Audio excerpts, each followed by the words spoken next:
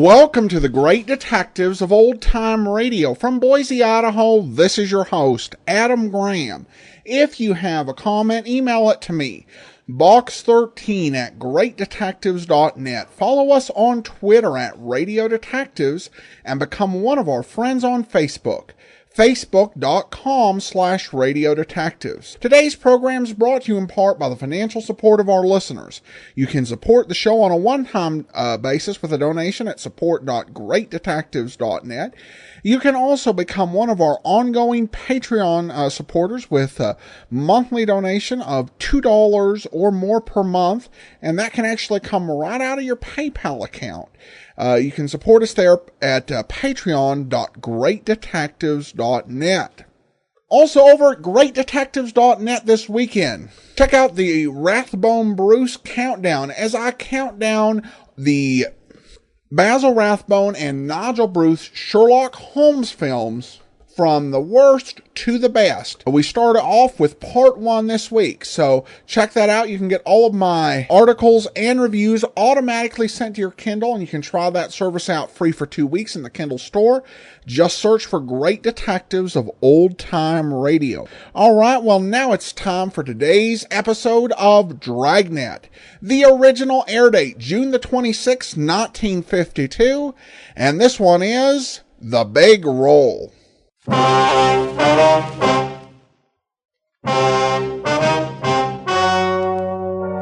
story you are about to hear is true. The names have been changed to protect the innocent.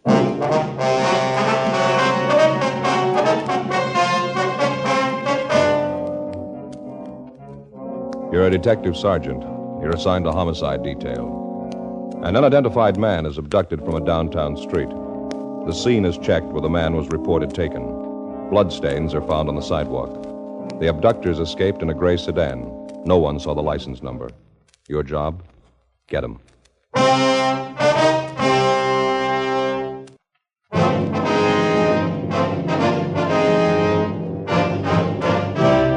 Dragnet, the documented drama of an actual crime.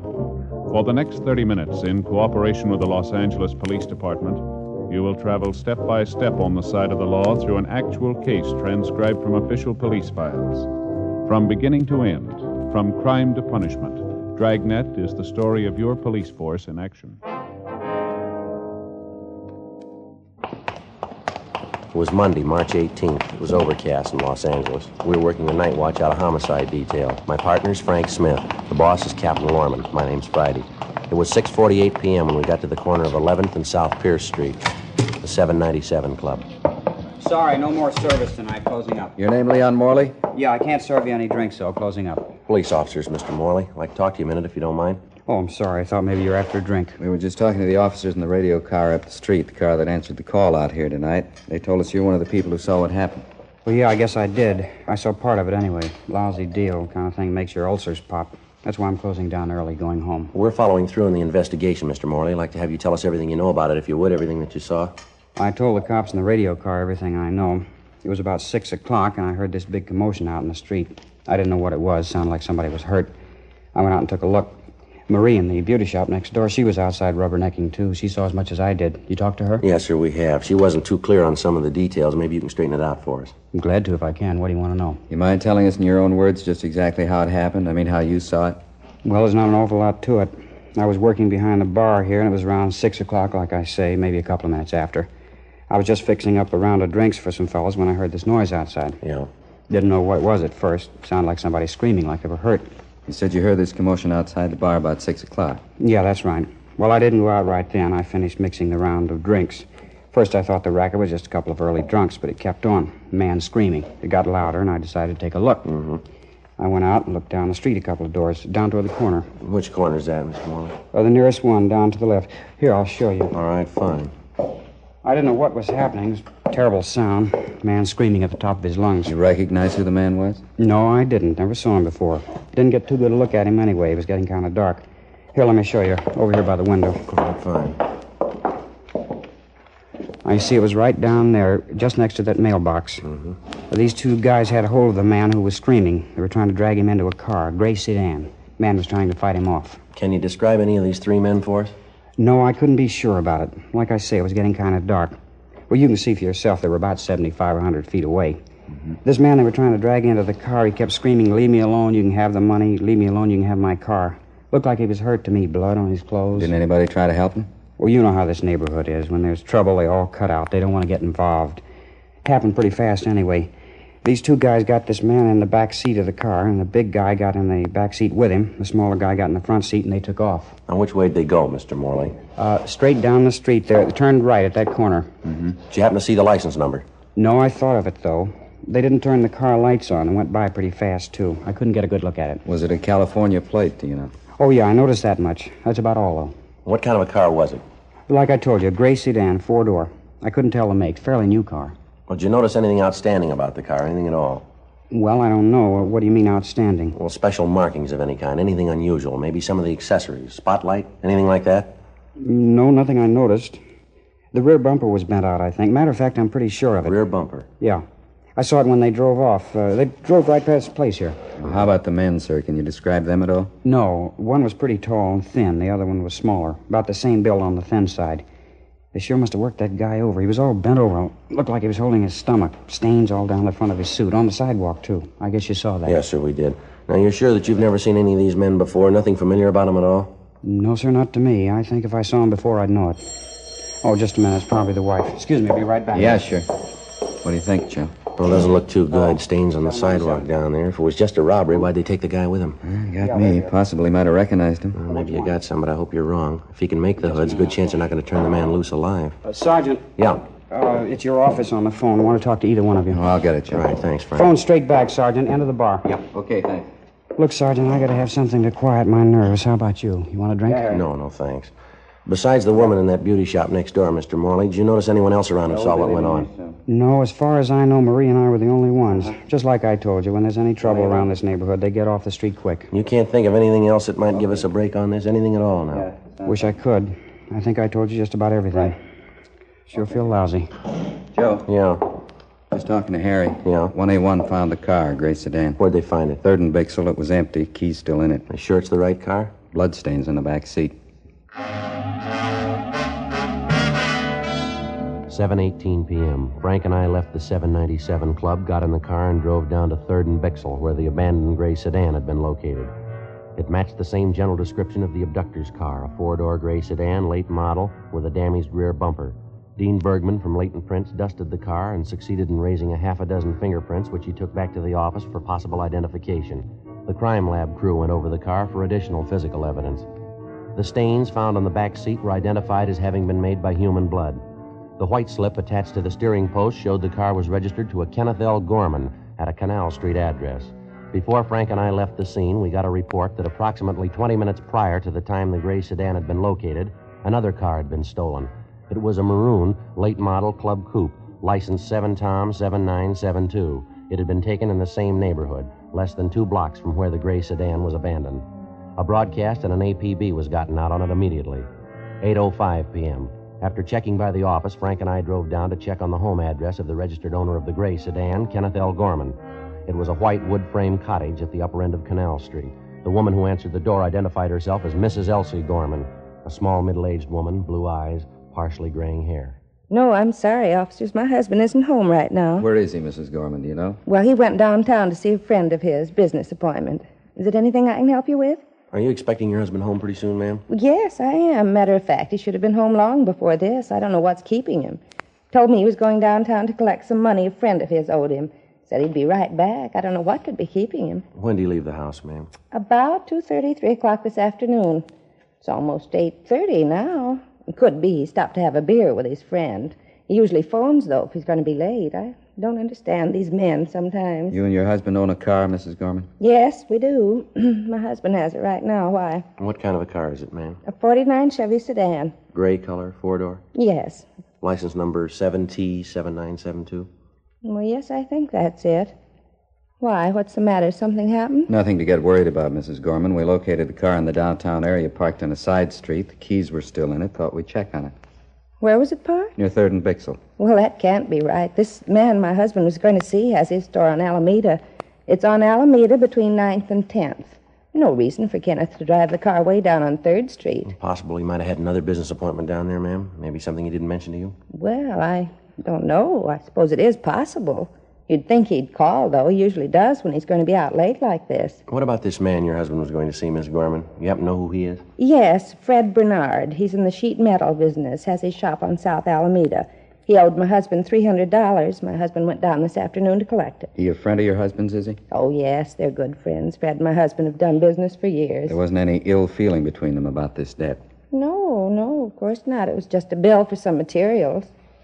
Why do you ask that? Just routine questions, ma'am. Can you think of anyone at all who might have a quarrel with your husband? Somebody who has a grudge against him, maybe? No. Why are you asking questions like that? Is there something wrong? Something you're not telling me about? No, ma'am, it's just a routine check, Miss Gorman. Nothing to worry about. We want to make sure everything's all right, that's all. The way you talk, it isn't all right. It's far from right. Ken, it's never gone this long without calling me. There must be something wrong. No use getting yourself all worked up, ma'am. You admit your husband might have had another appointment after he left Bernard. By the way, have you checked with Mr. Bernard yet, ma'am? No, to tell you the truth, I haven't. I don't usually like to call my husband when he's out on business. I don't like to bother him. This is different, though. I think I'll call Fred Bernard right now. It's a good idea. Do you mind if we wait, ma'am? No, not at all. It'll only take me a minute. Excuse me. Yes, ma'am. What do you think? I don't know. Doesn't look too good, does it? Car's abandoned, stains in the back seat. Man's late in getting home. It's all there. Could be anything, couldn't it? Doesn't look good. Sergeant? Yes, ma'am. I just talked to Fred Bernard. He said my husband's been there and left. What time did he leave Bernard's, ma'am? About 3:15, 3:30. Fred Bernard paid my husband the $300 he owed him, and my husband left. Fred told me my husband asked him if he wouldn't have a glass of beer with him, but Fred said no, he was busy. So my husband said all right, he was going to have a beer at home. Told Fred he was going right home. That was at 3:15 this afternoon. Yes, ma'am. Well, there must be something wrong, I know it. It just isn't like my husband. He wouldn't leave the car like that. If he was late, at least he'd call me. Oh, would you excuse me again? I've had the dinner on the stove and boiled away to nothing. I want to turn it off. Yes, ma'am, go right ahead. I hope it works out all right. Seems like a nice woman. Yes, she does. Sure doesn't figure, does it? He's had plenty of time to get home. No reason why he shouldn't be here by this time. Well, I can think of two. Yeah? An empty car and $300. We continued interviewing the wife of the missing man, Kenneth Gorman, and she told us that occasionally he did some drinking at neighborhood bars. She also told us that when her husband drank quite a bit in public places, he was over-friendly and he liked to brag and flash money. Mrs. Gorman got on the phone, contacted all their friends and relatives who happened to be home, but none of them had seen or heard from Mr. Gorman that day. Before Frank and I left, Mrs. Gorman gave us a complete description of her husband, the clothing he was wearing, and also a recent photograph of him. We called Fred Bernard, the friend of the missing man, the last known person to see him, and told him that we'd like to talk to him. He told us that he was working late, getting out a rush order, and that we could find him in his shop. 9:05 p.m. We located Bernard at his shop on South Alameda. Won't take long, will it? An awful rush tonight. Won't take long, sir. Did Mr. Gorman give you any idea where he was going when he left here this afternoon? No, just like I told his wife on the phone. I paid him the money I owed him. He asked me if I wanted a beer, took a rain check on it, and he left. Went right out that door there. You seem worried about anything, Mr. Gorman? No, not that I could see. Seemed all right to me. Had he been drinking, do you know? No, couldn't say. If he was, I couldn't smell it on him. Is there anything unusual about him at all? Anything out of the ordinary? No, same old Ken. Pretty good mood when I paid him. $300 cash. He's all dressed up. I guess you might call that unusual. How do you mean, unusual? Well, Ken's like me. Working man, not much of a dresser. Usually find him in working clothes. I think it's the second time I ever saw him in a suit. A new one, too. Looked nice on him. He didn't give you any indication at all where he might be going, did he? No, he just collected his money and went out. I thought maybe he was going home. What did Miss Gorman tell you? Didn't you have any idea where he is? No, sir. She told us he came down here to collect some money. She expected him right home. We're not trying to be nosy, Mr. Bernard, but how do Gorman and his wife get along? They pretty happy together? Yes, I guess you might say that. Get along as well as you could expect them to. What do you mean by that? Nothing. Ken's he's a fellow who likes his nightlife. Wife's just the opposite, quiet type. Almost left him once. Guess they're getting along pretty good now, though. Why'd she almost leave him? Would you happen to know? Well, she found him out with a girlfriend. Matter of fact, she caught him at a terrible row. Didn't understand any of it. The girlfriend wasn't much at all, real lush. You know the girl's name? Yeah, I met her twice. Name's Elaine something. She works at a cafe 3 blocks from here. Real lush. She sure took me. You know if Gorman's been seeing her lately? Well, he says he hasn't been. I don't know. I never can tell when he's drinking, though. Didn't his wife mention the girl at all? No, I guess she wouldn't. It's been a terrible thing for her when she found out. Terrible. How long ago was all this, Mr. Bernard? I mean, this affair Gorman had with this girl. Oh, 6 weeks, maybe 2 months ago, just about that. I tell you, it was the queerest thing I ever saw. Ken has a nice, quiet wife of his at home, and they get along fine together, never fought, never quarreled. And he picks up with his girl Elaine, sure different. How's that? A real mean girl. Two of them fought all the time. 9:40 p.m. We left Fred Bernard at his shop, drove to the restaurant where Gorman's girlfriend reportedly was working as a waitress, and we checked with the manager. He told us a girl by the name of Elaine Summerall had been employed there, but that she'd been fired for drinking on the job. He also told us that he had reason to suspect that Elaine Summerall was not the girl's true name. We showed the cafe manager a picture of Mr. Gorman, and he identified it. He said Gorman had been in that afternoon inquiring about the Summerall girl. Gorman had asked for the girl's forwarding address, but the manager told us that he'd thrown it away. We left our card with him and asked him to contact us immediately in the event the girl returned. 10:18 p.m. We drove back to the city hall and checked in at the office. We ran the name and description of the Summerall girl through R&I, and they told us they had a Summerall girl in the files who answered the description. Elaine Summerall, alias Elaine O'Donnell, alias Elaine Shellman. There were wants out on her for forgery, 3 counts, and grand theft merchandise. We signed out of the office, went across the street to the Federal Cafe, and had a sandwich and a cup of coffee. Wouldn't look so rough if it wasn't for the stains they found in the backseat of that car. It's hard to get around it. Points to more than robbery, doesn't it? The M.O. sure strikes me pretty funny, pulling the man off the street like that. Must be either hard up or crazy, huh? Federal Cafe. Just a minute. Friday? Yeah. Phone. Right, thank you. I'll be right back, Frank. Okay. Yeah, Friday talking. Yeah, Glenn. Where? How long ago? Yeah, I see, uh-huh. It wasn't, huh? Yeah, we'll roll on it right now. Tell them we're on our way in, will you? Yeah, right. Thanks, Glenn. Bye. Yeah? Chandler. They just found the maroon coupe, the one stolen in the neighborhood where Gorman's was dropped. Where'd they find it? Picked it off going up through Lancaster, sheriff's deputies. Does it look good on our job? Well, there were 2 men in the car. One of them had a knife, bloodstains on their clothes all over the inside of the car. How's it figure? It doesn't. Not a scratch on either one of them.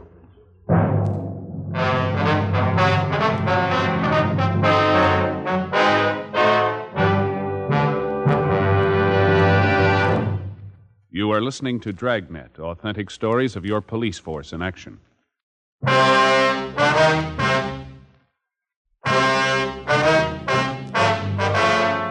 Monday, March 18th, 10:40 p.m. After we received the report that the stolen maroon coupe, along with the 2 suspects, had been recovered north of the city in the town of Lancaster, Frank and I stopped by the record bureau and checked to see if there was a make on either one of the suspects. The first one, Paul Mike, white male American, 32 years, 5'11", 150 pounds, brown hair, brown eyes. He had a long felony record, including burglary and robbery. He'd served sentences in both San Quentin and Folsom, and there was a warrant on him for violation of parole. The second suspect, Floyd Compton, white male American, 34 years, 5'8", 135 pounds, black hair, brown eyes. His record included arrests on suspicion of burglary, 4 grand theft merchandise, and 3 drunk arrests. He was a petty thief known to us as a shoplifter. He'd never served time in a penitentiary. 10:55 p.m. Frank and I, with identifying photographs of the 2 suspects, left the city and drove north. We checked in at the Lancaster Sheriff's Office substation. Captain Walker Hannon briefed us on the details of the arrest, and then he showed us back to the cell block where the 2 suspects were being held. He told us neither of the men had been questioned because the officers there weren't acquainted with the facts of the case. He also informed us both men had been separated from the time of their apprehension. Captain Hannon had Paul Mike taken from his cell, and he was brought to the captain's office where we started to question him. It went slow. I don't think I understand you, Sergeant. What's all the excitement about? You can answer that better than we can, Mike. Answer what? What do you want to know? The car, Mike, and the bloodstains. What about them? A little unusual, wouldn't you say? I don't know anything about any bloodstains. If they're in the car, I don't know how they got there. It isn't my car. Yeah, we know that. What about the stains in your clothes? Well, I don't know. We were sitting in the car there. Maybe the stains rubbed off on us. You got a cigarette? Only one thing wrong with that story, Mike. The stains are on the wrong side of you. All right, so I had a fight. Got hit in the nose. What's that, a law against it? I got a hunch, Mike. Yeah? You're lying. Where'd you get that car? I told you where I got it. Me and Compton were bumming a ride on San Fernando Road. This spook came along in the maroon coupe and gave us a ride. A couple of miles this side of Lancaster, he stopped the car and got out. Said he'd be right back. Walked right out into the desert. That right? Yeah. Waited for him to come back. Waited a long time. Honked the horn, yelled for him. We finally gave it up. Matter of fact, Compton and me got a little scared. Thought maybe the car was stolen. I didn't want to get caught in a hot car. I'm an ex-con. I couldn't stand the heat. It's the truth. I'm squaring with you. What about the money, Mike? Huh? The money. They booked you in with $133 in your pocket. Oh, yeah. I got lucky in a crap game last night. I was pulling out. How about the pocket knife? Blood stains on it? You win that in a crap game, too? No, matter of fact, it was in the car. Found it right there on the seat. Big coincidence, Mike. Somebody leaves you a car, blood stains on the inside, stains on you and your partner. Pocket knife, stains on that, too. You're on parole, leaving town without notice, driving a car you're not supposed to be driving, pocket full of money you got no way of accounting for. Face it, Mike. What do you mean? Face it, you're dead. Flag on your card now. Parole officer wants you. Now, how about the truth? What do you mean the truth? I've told it to All right, you. now, come on. Let's save time for all of us, Mike. You've been around long enough. You've graduated. You know we're not going to buy that line. What line? How can I explain things to you? You won't believe me. I've told you nothing but the truth since I walked into this room, and you won't believe me. You got a cigarette? How do you account for the blood in your shirt? I told you I had a fight. Guy hit me in the nose. Happened right down there in L.A. You can check it. Where did it happen? Bar, downtown. There's a lot of bars downtown. Place on South Pierce. I go there sometimes. What's the name of it? 797 Club. Ask anybody in there. You said it happened tonight? Yeah, about 8 o'clock. Just before we cut out. Guy hit me right on the nose. Real rough one. You got a cigarette? What time did you say you had that fight? About 8 o'clock. You sure of that? Sure, why? You're not doing too well, Mike. Now what's the matter? We were at the 797 Club tonight. We talked to the owner. So what? We were there at 6:35. He locked the place up and went home at 6:45. He was sick. 797 Club? Yeah, that's right. Now, where were you at the time of the robbery? I want an attorney. I'm not saying anything else, trying to frame me. Take me back to my cell. Any way you want it, Mike. Let's go. What's the use? Tell them the truth and they don't believe you. How about that cigarette? Captain, would you have the jailer return this one and bring in copy? How about that? He couldn't tell the truth if it helped him. Hope we do better with his partner. Well, we're going to have to. We know we're on the right track. The big question is, what have they done with Gorman? Big guess. 1,000 places they could have dumped him between here and L.A. Well, I hate to make book on his chances. Everything points to a killing, doesn't it? Mike looks like the one who could handle it. Come on in, Compton. Over here. Sit down. Yeah. My name's Friday. This is Smith, my partner. Hi. Branched out of your class, haven't you, Compton? Running in the big time here? What do you mean? We haven't done anything. Robbery, kidnapping, grand theft auto. You're moving pretty fast. Didn't Mike tell you? This guy gave us a ride. He stopped the car and walked away. We didn't steal the car. Thought the guy was lost. We drove in here to get help. Let's take it from the top. Where'd you spend the day? Who were you with? Mike, he stayed overnight with me. Both slept till about 2 o'clock, got something to eat, and went to his show. Got out about 5. What'd you do then? Went to this bar downtown. Didn't Mike tell you? You were with him, weren't you? Sure I was with him. He'll tell you that. He did. And you didn't do anything wrong, did you? No. Then what are you worrying about? Let's forget Mike now. You level with us, will you? You're getting it straight. I didn't do anything. Mike says he can't stand another beef. Can't afford it. He's too up right now. I know that. Well, we believe him, Compton. Mike's done too much time. He couldn't make another trip easy. We think he's telling us the truth. Well, so am I. What are you getting at anyway? All right, now let's get on the bandwagon while you can. We don't need you, Compton. If you talk or not, it doesn't make any difference. Just a minute. Can I talk to Mike? All right, we'll give it a try. Frank, you want to ask him? Yeah, okay. Be right back. Now, let's pick up where we left off. The bloodstains on your clothes, stains inside the car. Where'd they come from? Mike told you, didn't he? Yeah, you tell us. What for? Why can't I wait till Mike gets here? All right, what about the money? You want to explain about that? Nothing to explain. I saved it. What kind of work do you do? Odd jobs around town, any place I can find them. You say you got up at 2, you had something to eat, you went to a show, and you got out about 5 o'clock. Is that right? Yeah, that's right. When'd you go to the 797 Club? Right after the show, about 5 o'clock. How long did you stay there? About an hour, till about 6 o'clock. Anything unusual happen while you were in the bar? What do you mean? Anything unusual, anything out of the ordinary? Oh, Mike and me sat there, talked, had some drinks. Pretty dead place. Decided to take off for Reno. Mike's got a friend up there, good friend. Thought maybe he'd get the both of us jobs. Captain? Yeah? Where's Mike? I told him you wanted to talk to him. He said he didn't want to see you. They took him out to feed him. Told me to tell you he'd see you in court. What do you mean, see me in court? I think you got it, Captain. We told you we didn't need you. Come on, we're tired. We're going to lock you up. What'd he say? What'd he tell you? Now, look, fella, we're tired. You wanted to go the hard way. All right, you'll get the answers in court. Well, what did he say? What'd he tell you? Come on, let's go. You should have known better. Mike's not going to ride your beef for you. He was in it all the way. It's his idea and it's his beef, not mine. I argued with him. I know he shouldn't have gone along. Crazy. Yeah, come on. It's the truth. The whole thing's Mike's. It's his knife, too.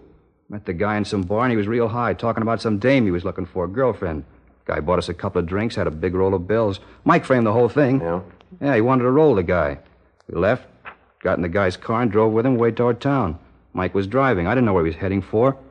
All of a sudden, the guy says he wants another drink. Mike didn't want to stop, but he was making a racket. Finally pulled up by the 797 Club. We got out. Then the guy changes his mind. He wants to go home. Mike tried to talk to him, but he wouldn't listen. Mike pulled a knife and cut him. Then he slugged the guy, and the two of us pushed him in the car and took off. Where'd you go from there? We cruised around till we found another car, maroon coupe. We clouded that one, dumped the gray sedan, and took off up this way. Right. Look, it's the truth. I'll even tell you about the guy. What happened to him? You got flashlights in your car? The man's still alive? I don't know. He was when we left him. 1:45 a.m. The Lancaster Sheriff Substation contacted the local emergency ambulance, and they were instructed to follow our car. Along with the suspect, Floyd Compton, Frank and I got in the car and headed south, following his directions. After several tries at locating the spot where Mike and Compton supposedly left their victim, we finally found where they'd parked their car on the side of the road. We got out, and Compton led us back across a stretch of sand to a thick clump of sagebrush about 300 yards off the highway. The victim, Kenneth Gorman, was lying face down. His hands and feet were tied together. It was fairly evident that he'd lost a good deal of blood and that he was in a state of severe shock. He was placed on a stretcher and placed in the ambulance. All right, Compton, that's it. Let's go. Be real tough. Sure glad he ain't dead. Yeah, sure. Come on. Where are we going now? Back to the sheriff's office. Want to take your statement. Okay with me. Just one thing I want. One more thing. Yeah? That lousy Mike. I want to be there. I want to see him. How's that? Trying to load this thing on me. I want to see his face when you tell him. Can't wait to see it. Yeah, neither can we.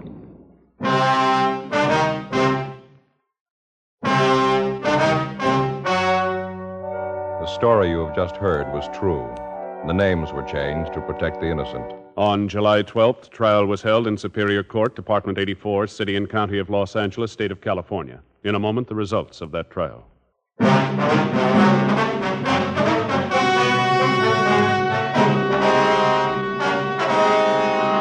Paul Mike and his accomplice, Floyd Compton, were filed on for violation of Section 209 of the Penal Code, kidnapping for the purpose of robbery, and Section 211 of the Penal Code, robbery in the first degree. They were also filed on for one count of grand theft auto. They were tried and convicted and received sentences as prescribed by law. Kidnapping for the purpose of robbery, where bodily harm is inflicted, is punishable by the death sentence or life imprisonment without possibility of parole. Robbery is punishable by imprisonment from 5 years to life. Grand theft auto is punishable by a prison term of not less than 1 nor more than 10 years. The victim, Kenneth Gorman, finally recovered after more than 3 months in the hospital. Ladies and gentlemen, next week, Dragnet presents a trilogy. 3 documented case histories of vital importance to all of us. This trio of authentic stories is both tragic and terrifying.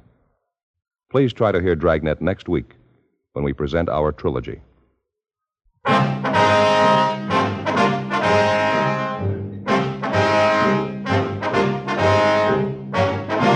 You have just heard Dragnet, a series of authentic cases from official files. Technical advice comes from the Office of Chief of Police W.H. Parker, Los Angeles Police Department. Technical advisors Captain Jack Donahoe, Sergeant Marty Wynn, Sergeant Vance Brasher. Heard tonight were Vic Perrin, Virginia Gregg, Sam Edwards. Script by Jim Moser. Music by Walter Schumann. Hal Gibney speaking. Ladies and gentlemen, you may now read Dragnet every day on the comic page of your favorite newspaper. Please consult your local daily paper.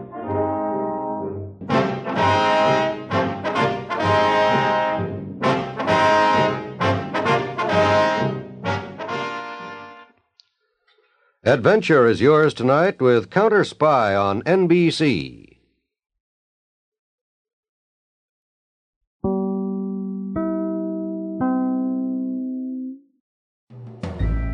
This is Andrea J. Graham, author of the Web Surfer series. Oh, and a Madam's Wife. You're listening to the Great Detectives of Old Time Radio.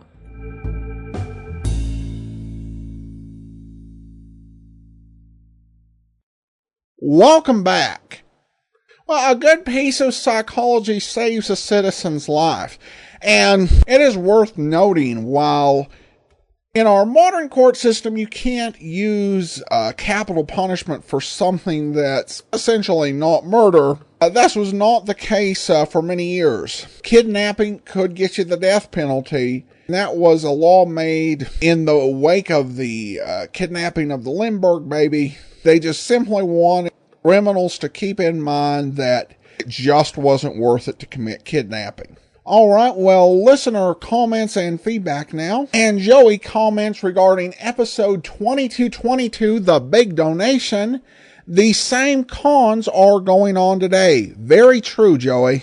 And it's probably one of the remarkable things that you will see if you watch a program like Racket Squad, or if you listen to these bunko episodes of Dragnet, or a show like Easy Money, and you see so many of the scams that are used today have been around for years. They're just adapting them for new audience. And some of these cons work just exploiting both our gullibility, or at least the gullibility of certain members of the population, as well as, not in the case of the charity racket, but in others, you see the same thing. There were versions of, say, the Nigerian scam that have ensnared so many people that go back decades. And it plays into human greed. So many of these scams remain the same or very similar because human beings remain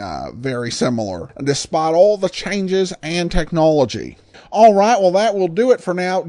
Join us tomorrow if you have video theater for a video theater episode of Dragnet. If you want, you can go to youtube.greatdetectives.net, and the episode should be there already at the time of this recording. And then join us back here on Monday for Night Beat.